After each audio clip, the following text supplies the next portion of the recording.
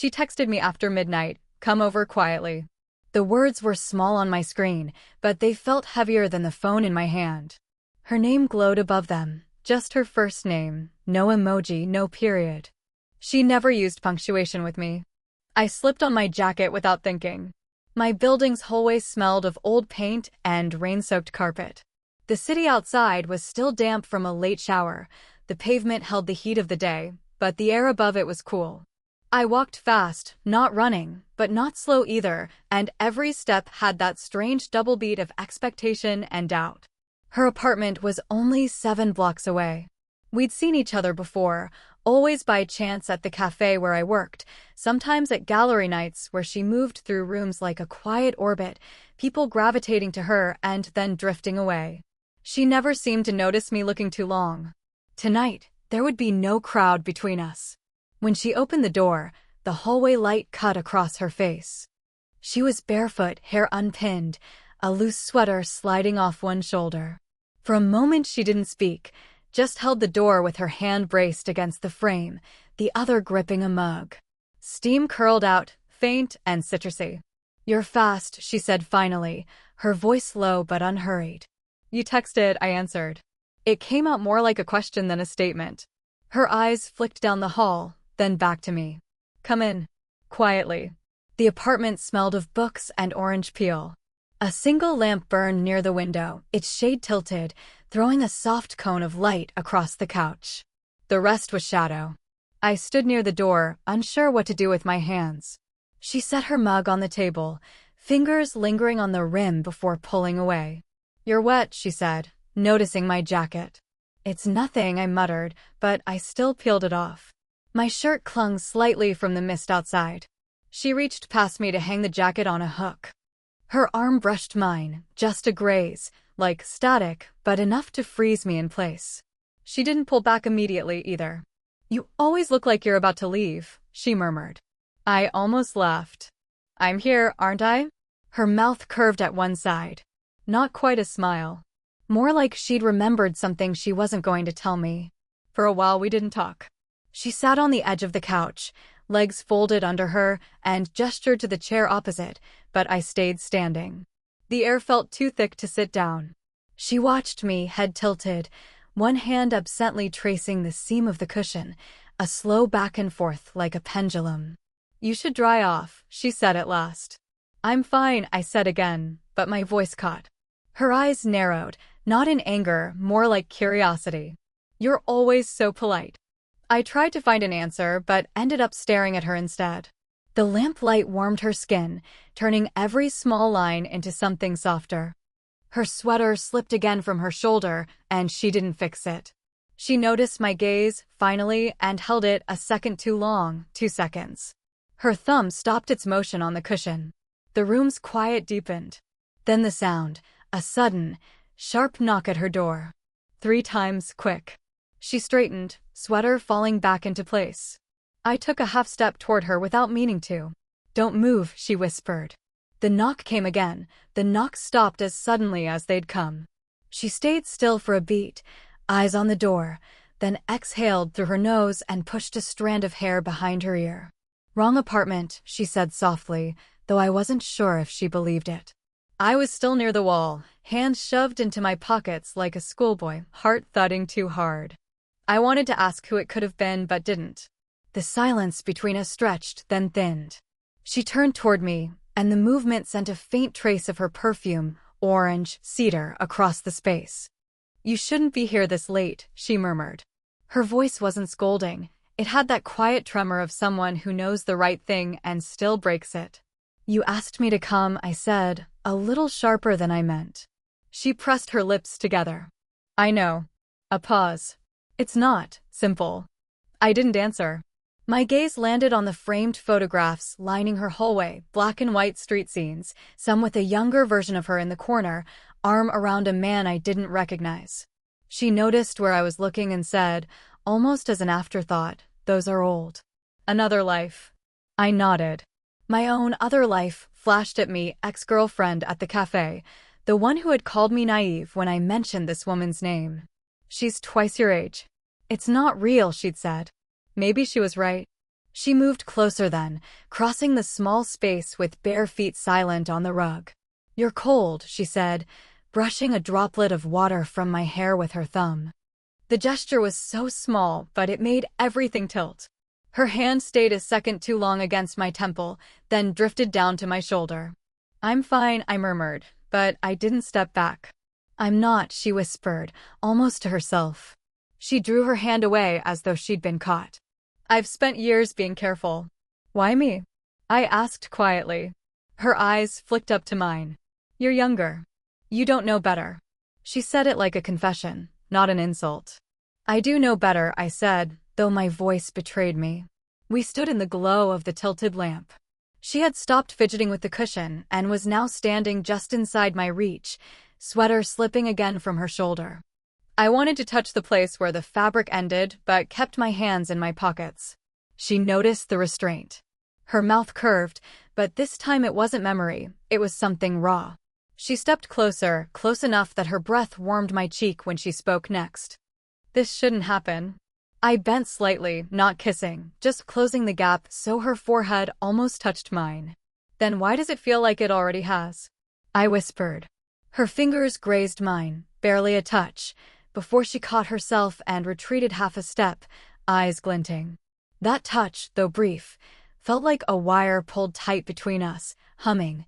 The lamp buzzed faintly, a low hum that filled the pause between us. She was still standing half a step back, fingers curled at her side like she'd just burned them.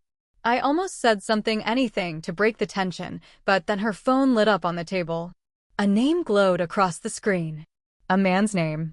She glanced at it, face unreadable, then flipped the phone face down without answering. "It's late," she said softly. "I can go," I offered, though I didn't move. Her eyes flicked to mine, quick as a heartbeat. "No, don't." The word sounded like it slipped out before she could stop it. We both looked at the door. Outside, footsteps moved down the hall, someone muttering into a phone, then a door shutting. She exhaled slowly, shoulders relaxing, but her hand still hovered near her throat like she was holding something in. "You're scared," I said quietly. She shook her head once. "Careful. Not scared." Another pause. "People talk." The words settled heavy between us. She turned away, crossing to the window. Rain streaks clung to the glass, bending the city lights into thin, trembling lines. She touched the pane with her fingertips, then turned back toward me. "Do you regret coming?" she asked. I hesitated. "No," she gave a small, broken laugh. "You say that now." The room felt smaller by the second. She stepped back from the window, moving past me toward the kitchen counter.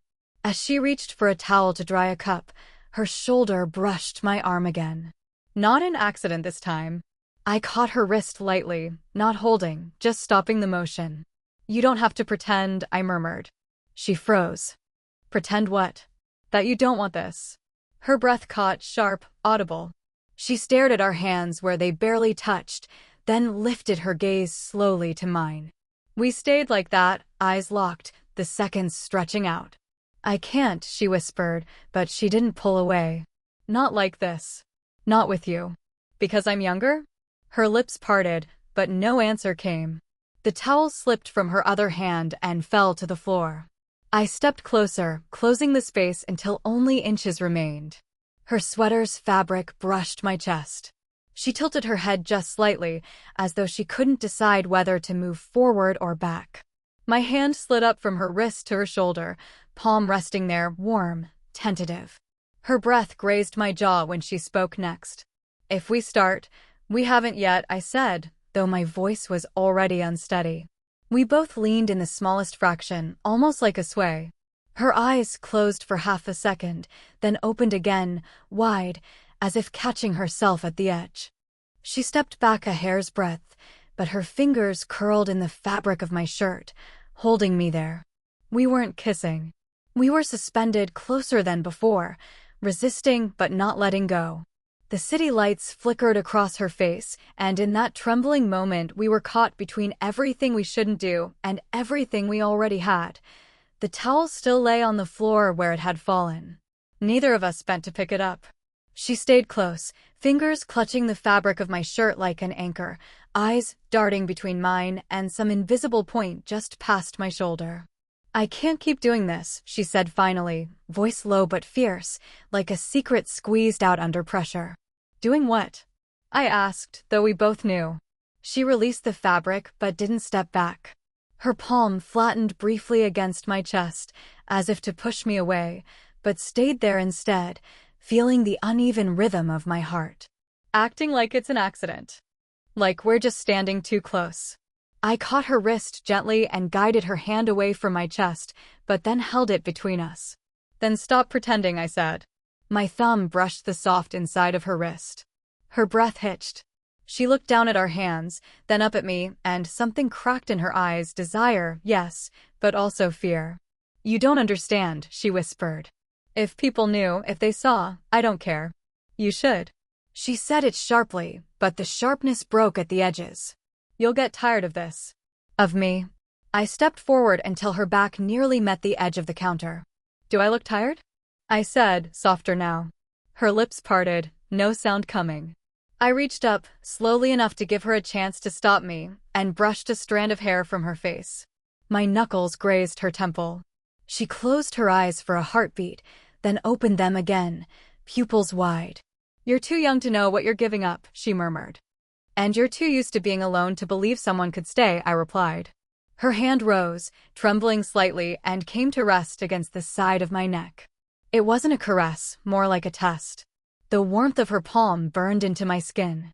I leaned closer, my breath touching her ear when I spoke. "Tell me to leave, and I will." She didn't. Instead, she tilted her forehead to mine, the smallest contact, but it felt seismic. Her thumb moved along my jaw, slow and unsure. "I've wanted," she began, then stopped, swallowed, started again. "I've wanted to know how this would feel." We were inches from a kiss now. Her scent, orange cedar, the faintest trace of wine wrapped around me. I could feel the tremor in her hand where it rested on my neck. "Then find out," I whispered. She drew in a sharp breath, eyes flicking to my mouth. Her lips parted half a second, a decision forming, and then the phone buzzed again on the table, loud in the quiet. The vibration rattled against the wood like a warning. She stiffened, eyes locked on mine. "If I answer," she said, voice barely audible, "everything changes." We hovered there, faces close enough to share the same breath, suspended at the edge of whatever would happen next. The phone kept vibrating against the wood. She didn't move at first. Her forehead was still resting lightly against mine. Then she exhaled and reached out, breaking the contact to grab the phone. Her thumb hovered over the screen, the light throwing sharp edges across her face. I caught the name just before she flipped it around, the same man from the photo in her hallway. The call ended on its own. She didn't put the phone down. Instead, she stared at the blank screen and said quietly, "He knows." My stomach tightened. "Who?" "My ex. The one you've been looking at in the pictures." Her fingers clenched around the phone. "We're not even married anymore, but he still has keys." The air changed. The room that had been a cocoon now felt like it had windows on every side. "You didn't tell me," I said. "I didn't think you'd come if you knew." Her voice cracked on new. She set the phone down with a small thud. "He's been calling for weeks. He thinks I'm seeing someone. He's not wrong." She stepped back from me then, 1, 2 small steps, as if distance could make the words retract. Her sweater slid off her shoulder again, but she didn't fix it this time. Her arms folded, hands gripping opposite elbows like she needed something to hold on to. I tried to speak but only managed, "And if he shows up?" Her eyes flicked to the door, then back to me. "Then you're a mistake," she said, but her voice didn't match the words. It trembled. I closed the space she'd opened between us, but slowly, giving her a chance to move away. She didn't. Her breath came shallow, chest rising under the thin knit of the sweater. "You think I'm scared of him?" she asked. "I think you're scared of this," I said, and reached out, brushing my fingers lightly over her crossed arms until they reached her wrists. Her hands loosened under the touch. "You shouldn't be here," she whispered again, but this time it sounded like a plea to stay. I bent closer, my lips near her ear. "Tell me what you want." She shivered, actually shivered, and leaned the barest fraction into me, her forehead brushing my cheek. "I want to stop hiding," she murmured. My hands slid down her arms until they found her hands, our fingers interlaced, tentative. "Then stop," I said. For a heartbeat, she closed her eyes, leaning against me fully now, her palms warm against mine. Her pulse was fast where my thumb rested. The phone buzzed once more on the table and stopped, leaving only our breathing. She opened her eyes and looked at me, no fear now, just something unsteady but decided. "Lock the door," she said quietly. The words hung between us, heavier than a kiss, heavier than anything yet. I reached for the deadbolt, turned it slowly until it clicked. The sound was small, but it seemed to fill the apartment. When I turned back, she hadn't moved. Her arms hung loosely at her sides now, fingers flexing like she couldn't decide whether to reach for me or push me away. "You locked it," she said quietly. "You told me to." For a moment neither of us spoke. Only the rain ticking against the window. She stepped forward once, bare feet silent on the rug. Another step, and she was close enough for me to see the faint tremor of her pulse at her throat. "This is the line," she whispered. "After this, there's no going back." "I know." My voice was low, rough. Her sweater slipped down her arm again. I reached to pull it up, but my fingers grazed her skin instead. She caught my hand, holding it there against her shoulder. Her eyes closed, a slow breath leaving her like she'd been holding it for years. "You could still leave," she murmured. I stepped closer until our foreheads touched. "Do you want me to?" She opened her eyes then, dark, searching, and shook her head just once. "No," we stayed there, breath mingling, bodies a whisper apart. She raised her hands to my face, palms cool against my cheeks, and for a second she simply looked at me. Not like a fantasy, not like a mistake, just me. "I've been afraid of this," she said. "Afraid of needing someone again." "I'm here," I said. My hands slid from her shoulders down to her waist, not pulling, just resting there. Her eyes softened. "Then stop being careful." The words tilted the room. I drew her in the last inch until her body met mine. She didn't resist. She leaned into me, forehead to forehead, a small sound leaving her throat, half a sigh, half a laugh. "This is wrong," she whispered, but her fingers curled into the back of my shirt, holding me closer. "Maybe," I said. "But it's real." She let out a shaky breath. "Then show me." I almost kissed her then, but stopped, looking at her instead. "You sure?" She nodded slowly, eyes still on mine. "Yes." We stayed like that for a long heartbeat, eyes locked, her hands on my face, my hands on her waist. Then she leaned forward the tiniest fraction, and our lips finally met. It wasn't a movie kiss. It was hesitant, uneven, soft.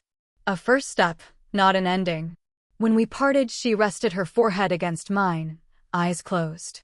"I thought I'd lost this part of myself," she murmured. I brushed my thumb along her jaw. "You didn't." She opened her eyes and looked at me, no fear now, just something clear and steady. "Whatever happens next," she said, "at least we're not pretending anymore." And for the first time all night, the air felt lighter. The rain had stopped by the time dawn began to smear pale light across her curtains.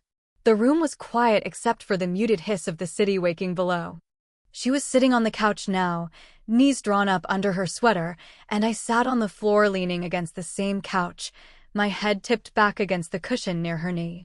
We hadn't spoken for a while. Her hand drifted absently into my hair, fingertips tracing slow circles like she was still making sure I was real. "You should be asleep," she murmured. "I don't want to miss this," I said. She gave a small, wry smile. "What, me with messy hair and no makeup?" "Exactly that," I said.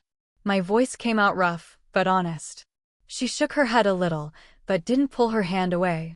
"Last night scared me," she admitted. "Not because of you. Because of me.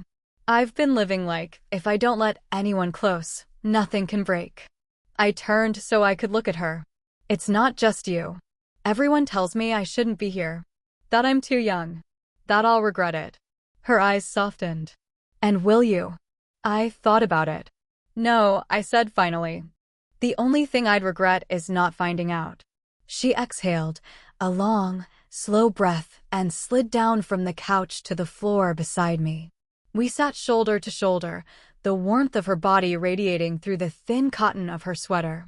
She laced her fingers through mine without looking, like it was the most natural thing in the world. "I can't promise forever," she said quietly. "I'm not asking for forever," I replied. "I'm asking for now." She leaned her head against my shoulder.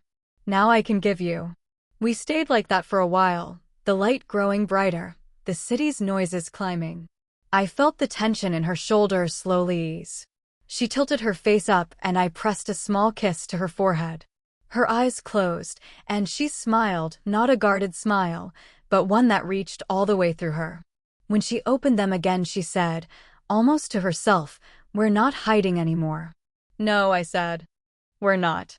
She shifted closer, curling against my side, her palms still resting over mine. It wasn't a grand gesture, just the quiet weight of her leaning into me, but it felt like a decision. Outside, the city moved on. Inside, we sat together in the quiet, two people who had stopped pretending, holding hands as the day began.